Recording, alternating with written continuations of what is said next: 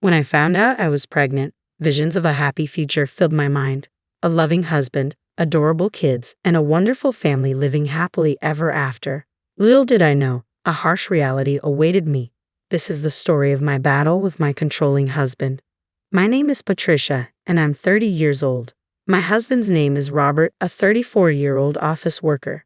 We've been married for almost 2 years. Robert has a bit of a controlling streak, probably because he's older. He sets all the house rules. When we got married, he said he wanted me to be a homemaker, and I agreed. Our spending money has decreased since then, but I'm thankful he's providing for me. I've always been indecisive, so Robert's efficiency seemed perfect for me. I thought a little bit of control was a good thing. Then, one day, I felt unusually sick, feverish, and sluggish. I was in no shape to do housework, so I turned to Robert and said, "Sorry, I'm not feeling well today." He groggily sat up and asked, "Is it a cold?" "I don't think so, but I'm too weak to get up. Can you grab something quick for breakfast?" "All right, get some rest today. I have to go to work, but call your mom or dad if you need anything." It felt a bit lonely, but he was swamped at work. His advice to call my parents was probably his way of caring. My in-laws live nearby and have always been supportive. It wasn't that I couldn't move. I just felt awful, so I decided to take the day off. But my symptoms didn't go away. Normally, a day in bed would fix me up, but I wasn't getting better. Even Robert started to worry. "Patricia, maybe you should go to the doctor." "Right, I'll go tomorrow." The next day, I visited a local hospital. The test results came back. "You're pregnant." "What?" I was stunned by the news. "Pregnant? Me? I'm going to be a mom." Overwhelmed by joy and anxiety, I was at a loss for words. I decided to go home and wait for Robert to return. Hours later, I told him the news. "Guess what, Robert? I'm pregnant." "You're what?" Caught off guard, he looked stunned. "But you've been feeling sick, right? You sure it's not some kind of illness?" "No, the doctor said my symptoms were morning sickness." "Morning sickness?" As I explained, Robert furrowed his brows. Then he said something totally insensitive. "So, you're saying this isn't an illness? You were just being spoiled." "Spoiled? That's not how I see it. Morning sickness isn't an illness, but I feel awful. I'm feverish and just drained. Look, I may not be technically sick, but every woman who becomes a mom goes through morning sickness. Stop making a big deal out of it." "Are you serious?" The words from my husband were completely unexpected. I had thought he would be thrilled about my pregnancy. "Anyway, from tomorrow, take care of the house as usual." "But I've been nauseous since last night." "I don't care. It's just morning sickness. Stop using it as an excuse." No matter what I said, my husband wasn't listening and instead berated me. Morning sickness isn't a disease. I knew what carrying a new life is a burden not to be taken lightly. Most men might not understand the difficulty of pregnancy, but the harsh words from my husband were almost unbearable. I tried my best to manage the housework the next day, but my body was sluggish and nausea hit me even when I was doing nothing. Cooking meals was the hardest part. The smell of rice cooking was unbearable. "I can't take it anymore." Frequent dashes to the bathroom disrupted my cooking routine, and consequently, the quality and efficiency of my meals suffered. No matter how much I tried to explain, my husband wouldn't listen. On the contrary, when I was coughing in the toilet, he shouted from behind, "If I'm late for work because you're dragging, you'd better take responsibility." "I'm sorry, but the smell of food was making me nauseous." "I don't care," he snapped. "I'm not listening to your excuses." "Excuses?" I didn't mean to. "What if your slowness makes me late for work? Can you take responsibility for that?"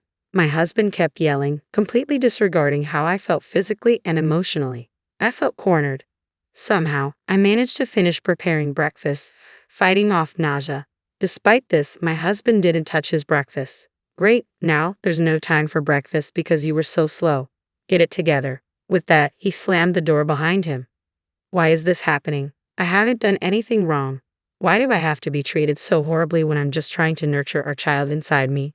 Frustration and emptiness mixed, and I couldn't stop the tears. This went on for about 2 weeks.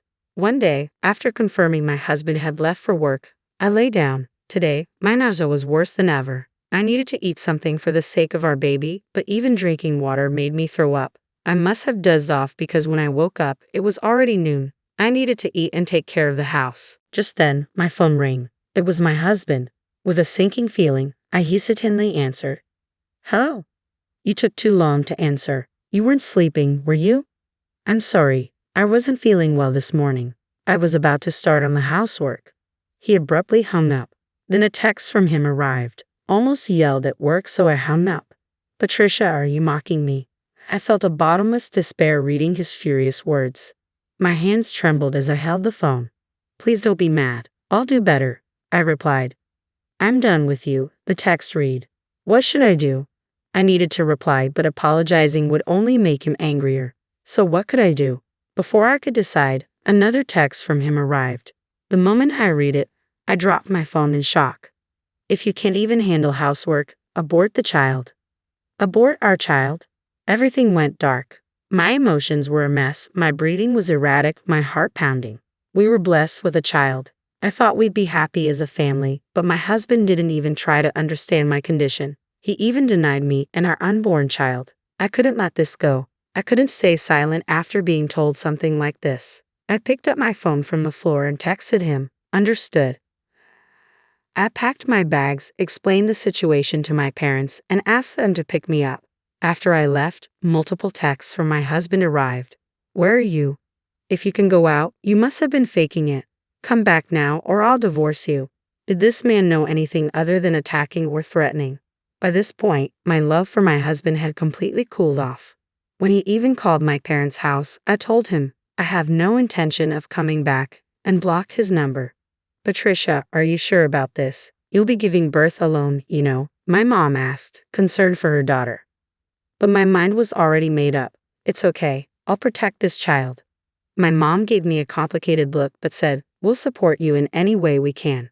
A few days later, having cut off all communication, my husband showed up at my parents' house, bringing his own parents. Patricia, what are you thinking? Stop lazing around at your parents and come home now. As soon as he saw me, my husband started yelling. Even my father-in-law and mother-in-law joined in, blaming me. How could you abandon your duties as a wife and dump everything on our son? Are you even a homemaker? We never thought Patricia would be like this. Were you just pretending all this time? We don't need a lazy wife in this family.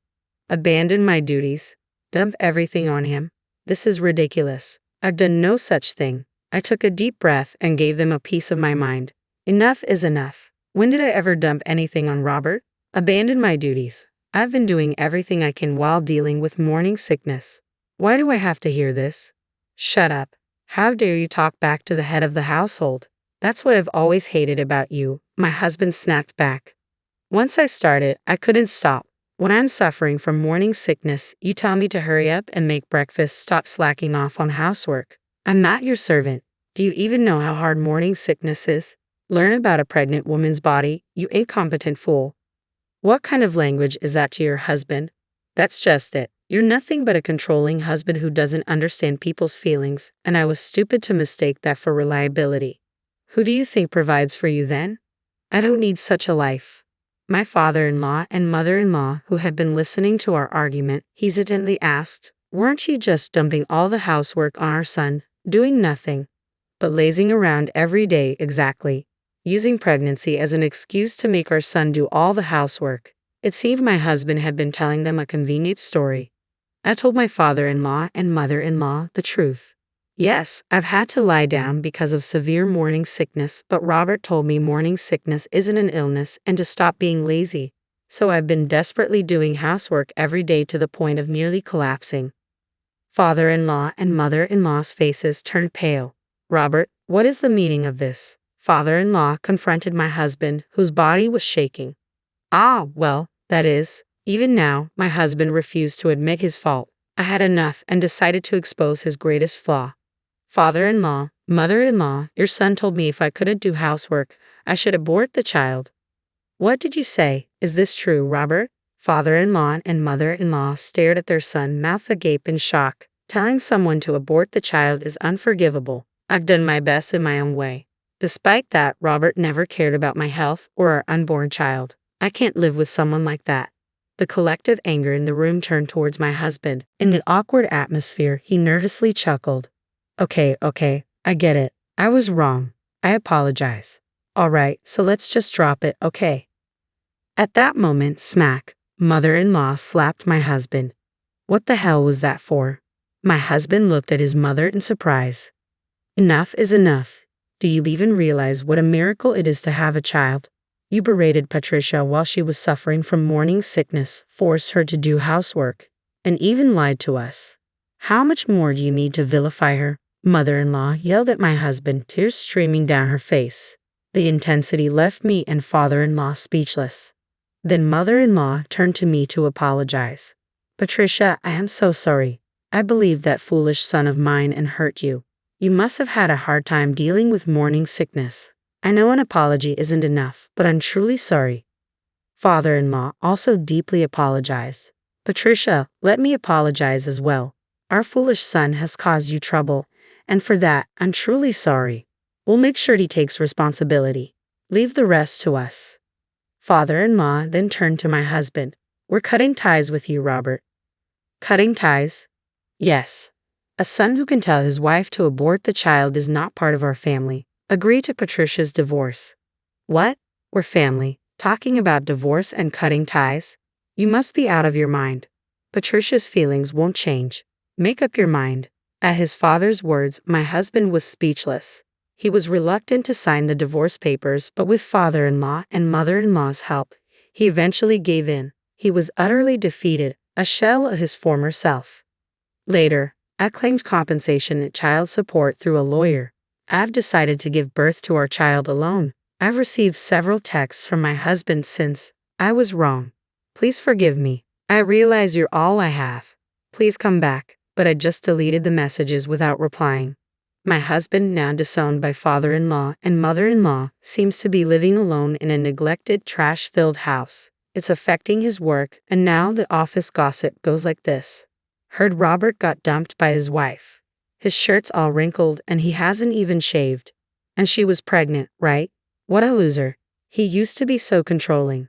My husband is becoming the office joke, losing his standing day by day. I wonder how long his high pride will allow him to endure this environment. Well, it's none of my business anymore. From now on, I want to focus on my unborn child. Even without a father, I intend to shower this child with all the love I have so they can feel truly happy.